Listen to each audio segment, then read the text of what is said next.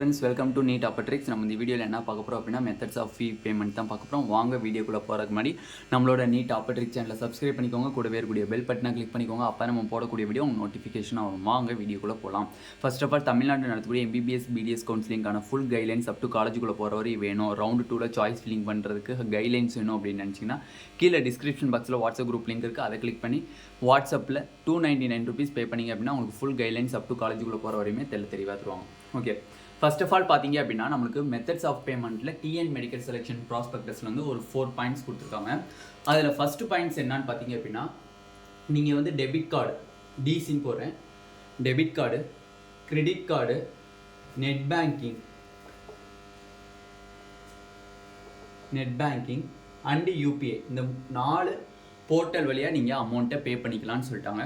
ரெண்டாவது ஒரு பாயிண்ட் கொடுத்துருக்காங்க, நேஷனலைஸ்டு பேங்க் மூலியமாக இந்த இது லிங்க் இருந்துச்சு அப்படின்னா இன்னும் கொஞ்சம் பெட்டராக இருக்கும். அது மட்டும் இல்லை, நேஷனலைஸ்டு பேங்க்கில் பார்த்தீங்க அப்படின்னா நார்மலாக பேங்க் பேமெண்ட்டு போர்ட்டல் ஆப்ஷன் இருக்குது, அதனால் நீங்கள் அது மூலியமாகவும் அமௌண்ட்டை பே பண்ணலாம் அப்படிங்கிறதையும் சொல்லியிருக்காங்க.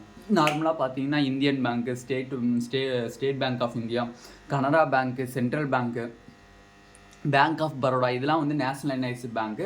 இந்த நேஷனலைஸ்டு பேங்க் எல்லாமே வந்து இந்த நெட் பேங்கிங் நீங்கள் வச்சுருக்கீங்க, கிரெடிட் கார்டு வச்சிங்கன்னா இதோட லிங்க்கில் இருந்துச்சு அப்படின்னா ஈஸியாக நீங்கள் அமௌண்ட்டை இது மூலியமாகவும் சென்ட் பண்ணலாம்.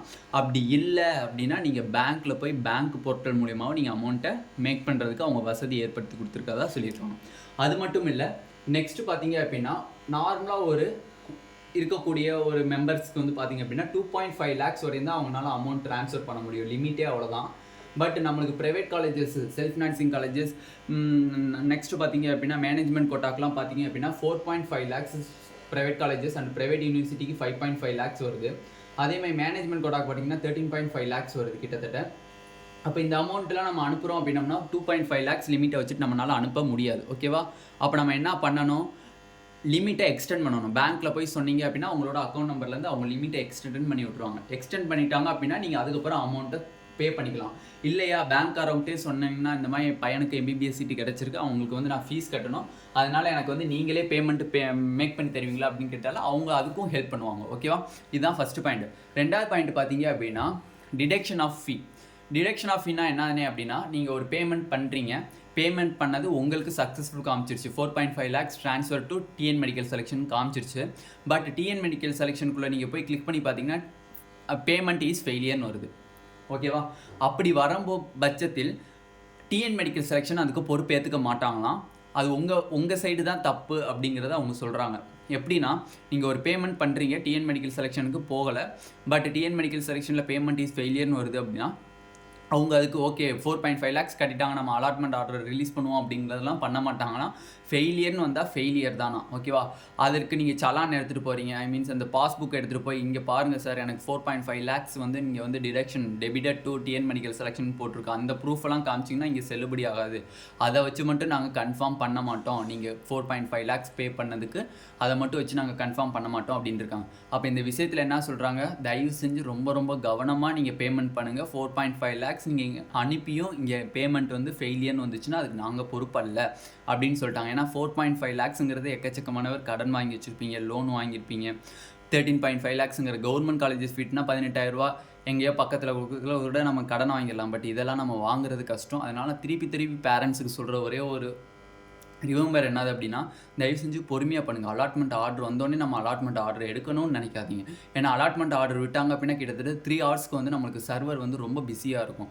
நிறையா ஸ்டூடெண்ட்ஸ் வந்து பேமெண்ட் பண்ணிகிட்டு இருப்பாங்க, கவர்மெண்ட் காலேஜஸில் வாங்கணும், எல்லாருமே அட் டயத்தில் நீங்கள் போய் பண்ணும்போது சர்வர் பிஸி ஆயிடுச்சு, எரர் ஆயிடுச்சு அப்படின்னா நீங்கள் அதுக்கப்புறம் திருப்பியும் பேமெண்ட் அனுப்புனீங்க அப்படின்னா எரர்னு தான் காமிக்கும்.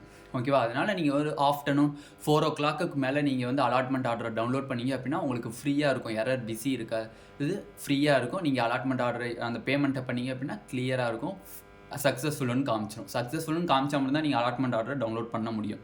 ஓகே, தேர்டு பாயிண்ட் என்ன சொல்கிறாங்க அப்படின்னா, நீங்கள் அமௌண்ட் பே பண்ணுறதுக்கு முன்னாடி உங்களோட ஏடிஎம் கார்டெலாம் வந்து ஆக்டிவில் இருக்கா, வேலிடிட்டி எவ்வளோ நாள் இருக்குது அப்படிங்கிறது எல்லாத்தையும் தெளிவாக பார்த்துக்குவேன்.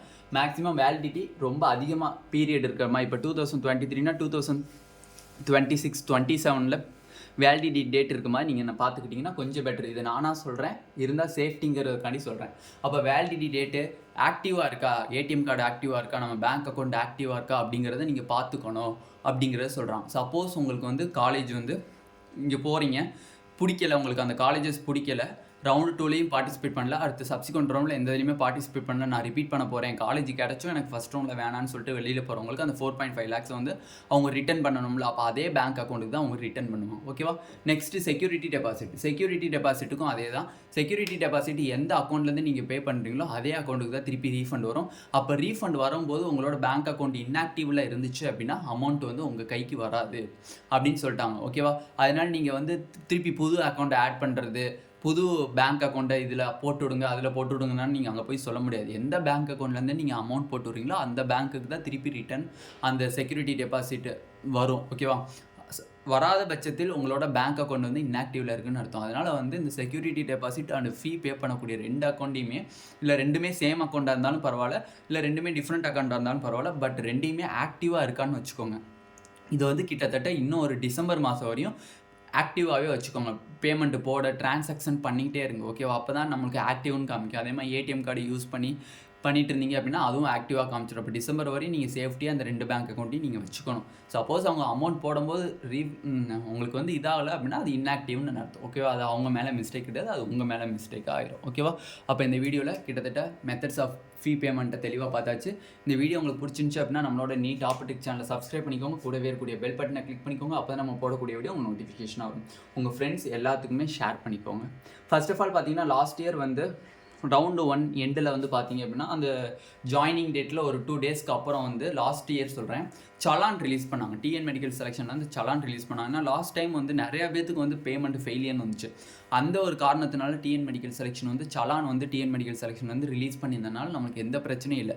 பட் அதே சலான் இந்த வருஷம் ரிலீஸ் பண்ணாங்கன்னா ஸ்டூடெண்ட்ஸ் அண்ட் பேரண்ட்ஸ்க்கு ரொம்பவே ஹெல்ப்ஃபுல்லாக இருக்கும். வெயிட் பண்ணி பார்க்கலாம், அந்த சலான் ரிலீஸ் பண்ணுறாங்களா பண்ணலையா அப்படிங்கிறத வெயிட் பண்ணி பார்க்கலாம். ஓகேவா? Thank you students.